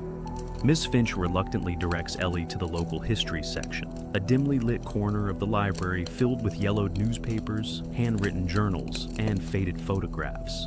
As Ellie begins her research, she notices a strange symbol carved into the wooden desk she's using, a circle with jagged lines, identical to the one she saw on the town sign. While flipping through an old newspaper, Ellie accidentally knocks over a stack of books. As she picks them up, she notices a small, almost imperceptible seam in the desk's surface. Curious, she presses it, and a hidden compartment springs open. Inside is a single, yellowed envelope. The envelope is addressed to Eleanor Carter, in elegant, spidery handwriting. Ellie's heart skips a beat. How could someone have known she would come here? She opens the letter and reads, "Eleanor Carter, leave Black Hollow at once. Your curiosity will be your undoing. The yellow-painted man is no mere legend. He is a curse, a shadow that feeds on guilt and despair. If you stay, you will suffer the same fate as the others. Do not seek the truth. It will consume you. Ezekiel Crane. The letter is dated over a century ago. Ellie shows the letter to Ms. Finch, who pales at the sight of it. "Where did you find this?" she demands, her voice trembling. When Ellie explains, Ms. Finch glances around nervously, as if afraid someone, or something, might be listening. "Ezekiel Crane was a painter," Ms. Finch says, lowering her voice. "He lived here in the 1800s. After his daughter died, he went mad. He began painting himself in yellow, claiming it would protect him from the evil he believed haunted this town. But the more he painted, the more people died. They say he became the very thing he feared." Ms. Finch refuses to say more, but as Ellie leaves the library, she notices the librarian hastily locking the doors behind her. Back at her cabin, Ellie examines the letter again. She notices a faint stain on the corner, yellow paint. As she holds it up to the light, she sees a photograph tucked inside the envelope. It's an old family portrait, a man, a woman, and a young girl. The man is Ezekiel Crane, his face gaunt and haunted. The girl is his daughter, her eyes wide and fearful. But what chills Ellie to the bone is the figure in the background.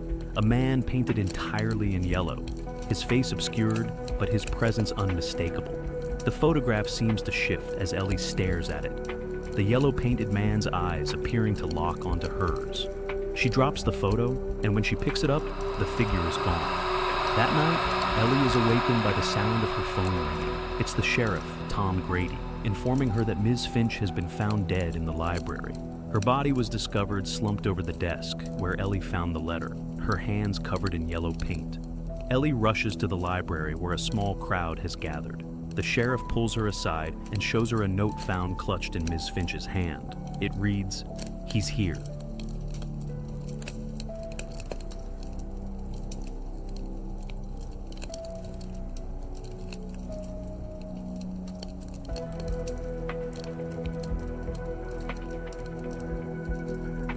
Ellie venturing into the woods near her cabin, determined to follow the trail of yellow symbols she's been seeing. The forest is dense and oppressive, the trees towering like silent sentinels. The air is thick with the scent of damp earth and decaying leaves.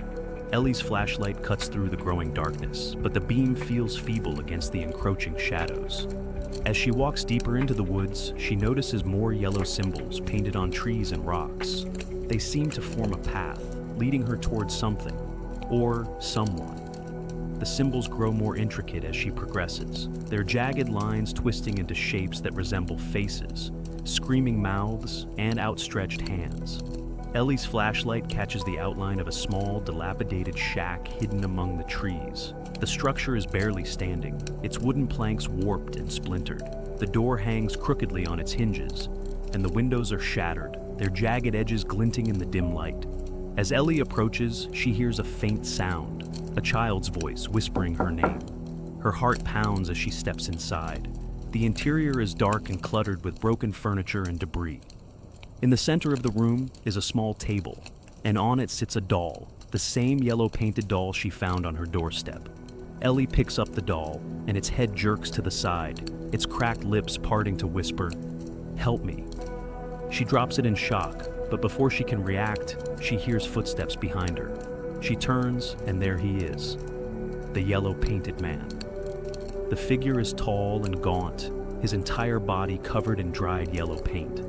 His face is obscured by a mask of the same color, but his eyes, deep, hollow pits, seem to pierce through her.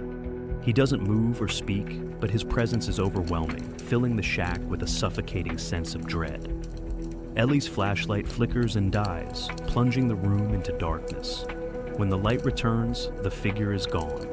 She stumbles out of the shack, her breath coming in ragged gasps, and runs back to her cabin. When Ellie returns to her cabin, she finds the door slightly ajar. Inside, the room is in disarray. Her notes, photographs, and research materials are scattered across the floor. But as she looks closer, she realizes they have been arranged into a perfect replica of the yellow symbols she's been seeing.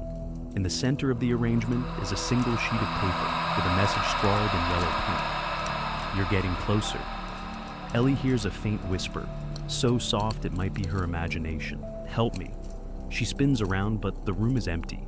Ellie driving to Martha Harper's cabin, located on the outskirts of Black Hollow. The cabin is even more isolated than Ellie's, surrounded by dense woods and shrouded in an eerie silence. The air is heavy with the scent of pine and damp earth, and the only sound is the crunch of gravel under Ellie's boots as she approaches the front door. Ellie knocks, but there's no answer. The door creaks open slightly, revealing a dimly lit interior. She calls out Martha's name, but the only response is the faint echo of her own voice. Ellie steps inside, her flashlight cutting through the gloom. The cabin is cluttered with old furniture, dusty books, and jars of preserves. On the walls are more of the yellow symbols, painted with meticulous care. In the living room, Ellie finds Martha's body slumped in a chair. Her eyes are wide open, staring blankly at the ceiling, and her hands are covered in dried yellow paint. A half-finished painting rests on an easel beside her, a depiction of the yellow-painted man, his hollow eyes seeming to follow Ellie as she moves. Ellie's stomach churns as she notices the faint smell of decay. She pulls out her phone to call the sheriff, but the screen goes black before she can dial. She tries to turn it back on, but it's completely dead. As Ellie turns to leave, she hears the front door slam shut. She rushes to it, but the handle won't budge. It's locked from the inside. Panic sets in as she tries the windows, but they're sealed shut, their panes covered in a thick layer of yellow paint. The scratching begins softly at first, like the sound of fingernails on wood. It grows louder, more insistent, coming from all around her. Ellie spins around, her flashlight darting across the walls, but there's nothing there. The scratching becomes a rhythmic pounding, as if something is trying to break through. Desperate, Ellie searches for another way out. She finds a small back window in the kitchen, its glass also covered in yellow paint. Using a chair, she smashes the window and climbs through, cutting her hand on the jagged edges. As she stumbles into the backyard, she hears the scratching stop. The woods are silent, the only sound her ragged breathing. She looks back at the cabin and freezes. There, standing at the tree line, is the yellow-painted man. He doesn't move, doesn't speak. His hollow eyes seem to bore into hers, and for a moment, Ellie feels an overwhelming sense of despair. Then, as quickly as he appeared, he's gone, vanishing into the shadows.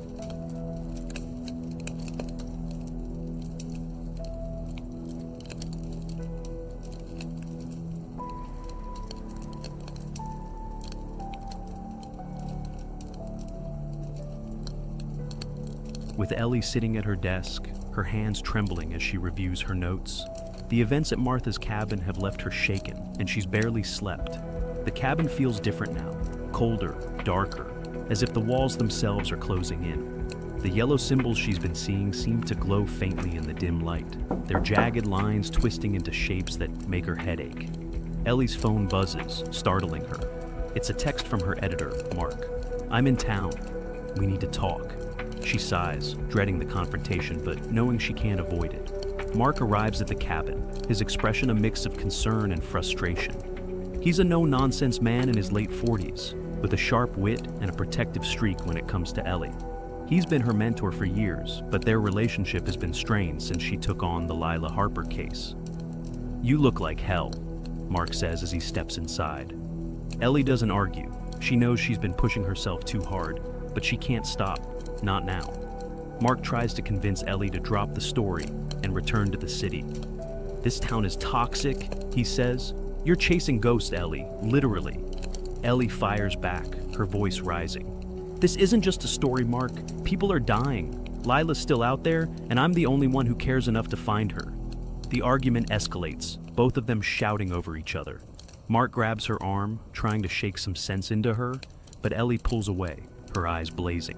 Suddenly, Mark doubles over, clutching his chest. Ellie's anger turns to panic as he collapses to the floor, coughing violently. She kneels beside him, trying to help, but what comes out of his mouth isn't blood, it's yellow paint. Mark's eyes widen in terror as he chokes, the paint spilling from his lips and staining his hands. He grabs Ellie's arm, his grip surprisingly strong. "He's in you!" he gasps, his voice barely audible. Then, his body goes limp. Ellie stares in horror, her mind struggling to process what just happened. She stumbles to the bathroom, her hands shaking as she scrubs the paint from her skin. But when she looks in the mirror, she notices something. Yellow paint under her fingernails, as if she's been digging in it. Ellie calls the sheriff, but by the time he arrives, the paint is gone. There's no trace of it on Mark's body or the floor. The sheriff gives her a suspicious look, but Ellie is too exhausted to argue. Alone in the cabin, Ellie sits on the floor, staring at her hands. The words, "He's in you," echo in her mind. She remembers the letter from Ezekiel Crane, the photograph, the doll, and the yellow-painted man's hollow eyes. She pulls out her notes and begins to write, her handwriting frantic. The yellow-painted man isn't just a legend, he's a curse, and I think he's chosen me.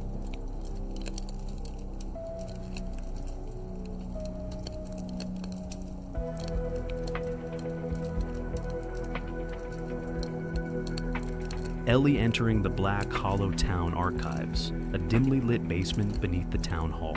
The air is thick with the smell of mildew and old paper. Shelves line the walls, crammed with dusty boxes, ledgers, and artifacts from the town's history. Ellie is determined to uncover the truth about Ezekiel Crane and the yellow-painted man, hoping it will explain the horrors she's been experiencing. The archivist, Mr. Harold Greeley, is a frail man in his 70s with a nervous disposition. He eyes Ellie warily, but reluctantly agrees to help her. "You're not the first to come looking for answers," he says, his voice trembling. "But you might be the last." Ellie spends hours sifting through documents, finding little of use. Just as she's about to give up, Mr. Greeley hands her a small, rusted canister. "This might be what you're looking for," he says. Inside is an old film reel labeled Ezekiel Crane, 1879. Ellie sets up a projector in a corner of the archives, her hands shaking with anticipation. The film begins with grainy, flickering footage of Black Hollow in the late 19th century. The town looks much the same, though the people wear outdated clothing and move with the jerky motions of early cinema. As the film progresses, Ellie's heart skips a beat. The camera pans to a woman standing in front of the town hall, a woman who looks exactly like her. The woman interacts with townspeople, her movements eerily familiar. Ellie's breath quickens as she realizes the woman is her. The film cuts to a scene in the woods where the woman, Ellie, is painting yellow symbols on trees. The camera zooms in on her face, revealing a look of desperation and fear. Then the screen flickers and the yellow-painted man appears behind her, his hand resting on her shoulder. The woman turns to look at him, her expression one of resignation, before the film abruptly ends. Ellie sits in stunned silence, her mind racing. Mr. Greeley approaches, his face pale. "I told you," he says, his voice barely above a whisper. The yellow-painted man isn't just a legend. He's a cycle, a curse that repeats itself. And you're part of it now. Ellie demands answers, but Mr. Greeley refuses to say more. "Leave while you still can," he says, his eyes filled with pity. "Before it's too late." As Ellie leaves the archives, she notices a door she hadn't seen before. It's slightly ajar, and a faint yellow light spills from the crack. Against her better judgment, she pushes the door open and steps inside.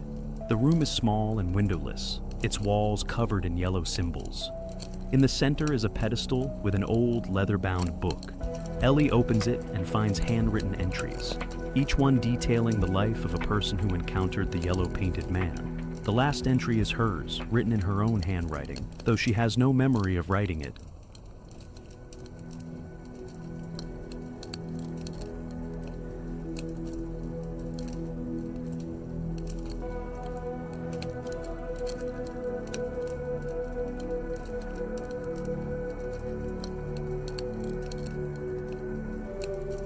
Ellie in her cabin, surrounded by candles, herbs, and the old leather-bound book she found in the archives. The book contains instructions for a ritual to banish the yellow-painted man, but it comes with a warning. Only the chosen may perform this rite, and the price is steep. Ellie's hands tremble as she arranges the items on the floor, forming a circle of yellow symbols. She knows the risks. Mr. Greeley's warning echoes in her mind, but she has no choice. The entity is growing stronger, and she can feel its presence creeping into her thoughts, her dreams, even her reflection. As Ellie begins the ritual, the air in the cabin grows heavy and the candles flicker unnaturally. She recites the incantation from the book, her voice steady despite the fear clawing at her chest. The symbols on the floor begin to glow, casting an eerie yellow light that fills the room. Suddenly, the ground beneath her seems to shift, and the cabin dissolves into darkness. Ellie feels herself falling, tumbling through a void filled with whispers and distant screams. Ellie lands in a twisted version of Black Hollow. The sky is a sickly yellow, and the trees are gnarled and blackened, their branches reaching like skeletal hands. The town is empty, the buildings crumbling and covered in yellow paint. The air smells of decay and burning sulfur. As Ellie walks through the streets, she hears a faint voice calling her name. She follows it to the town square, where she finds Lila Harper, alive and unharmed. Lila looks exactly as she did in the photos, bright-eyed and smiling, but there's something off about her, something Ellie can't quite place. Lila approaches Ellie, her expression calm but sad. "You don't understand," she says. "He's not what you think. He's not a monster. He's a guardian." Ellie is stunned. A guardian of what? "Of the balance," Lila replies. "He takes the guilty, the ones who can't escape their past. But he also protects the innocent. That's why I'm here. He's keeping me safe." Before Ellie can respond, shadowy figures emerge from the darkness, their forms shifting and indistinct. They grab Lila, dragging her away as she screams for Ellie to help her. Ellie tries to chase after Lila, but the ground beneath her feet cracks and splits, forcing her to stop. The yellow-painted man appears before her, his hollow eyes fixed on hers. The air grows colder, and the whispers around her become deafening. "You cannot escape," the entity says, its voice a chorus of whispers. "You are part of this now." Ellie tries to complete the ritual, reciting the incantation from memory, but the entity's presence is overwhelming. The ground shakes, and the sky above her fractures like glass.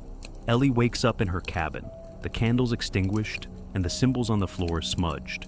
Her head is pounding, and her hands are covered in yellow paint.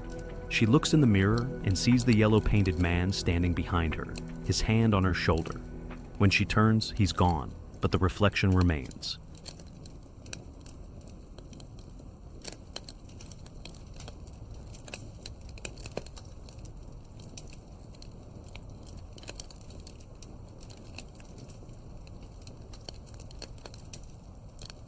Ellie standing in the nightmarish version of Black Hollow, the sky a sickly yellow and the air thick with the scent of decay. The town is eerily silent, the buildings crumbling and covered in yellow paint. The ground beneath her feet is cracked and uneven, and the trees loom like twisted sentinels. Ellie knows this is her last chance to confront the yellow-painted man and end the curse. She clutches the leather-bound book tightly, the incantation for the ritual fresh in her mind. As she walks through the desolate streets, she hears faint whispers, the voices of the town's guilty souls echoing around her. Ellie reaches the town square, where the yellow-painted man stands waiting for her. His hollow eyes lock onto hers, and the air grows colder. The whispers grow louder, forming a cacophony of guilt and despair. "You cannot win," the entity says, its voice a chorus of whispers. "You are part of this now." Ellie stands her ground, her voice trembling but determined. "I'm not afraid of you. I know what you are, a manifestation of guilt, a curse on this town, and I'm going to end it." The yellow-painted man tilts his head, his expression unreadable. "You misunderstand. I am not the curse. I am the consequence. The town's sins created me, and I am bound to them. But you have a choice." The entity steps closer, its presence overwhelming. "You can banish me, but the town will be forced to face its sins. The guilt will consume them, and they will destroy themselves. Or you can let me continue to feed, sparing the town but condemning yourself. The choice is yours." Ellie's mind races. She thinks of Lila, of Martha, of Mark, and all the others who have suffered because of the curse. She thinks of her own guilt, the weight of her brother's death pressing down on her. Ellie makes her choice. She recites the incantation from the book, her voice steady despite the fear clawing at her chest. The symbols on the ground begin to glow, and the yellow-painted man's form starts to dissolve. "You cannot escape," the entity says, its voice fading. "You are part of this now." As the entity disappears, Ellie feels a strange sensation, as if something is shifting inside her. She looks down at her hands and sees yellow paint spreading across her skin. Ellie realizes the truth. She has become the new vessel for the yellow-painted man. The curse is not broken. It has simply passed to her. She feels the weight of the town's guilt pressing down on her, the whispers of the guilty souls filling her mind. The final scene shows Ellie in her cabin, standing in front of a mirror. She dips her hands into a can of yellow paint and begins to cover her body, her movements slow and deliberate. Her eyes glow with an unnatural light as she whispers, "It's my turn now."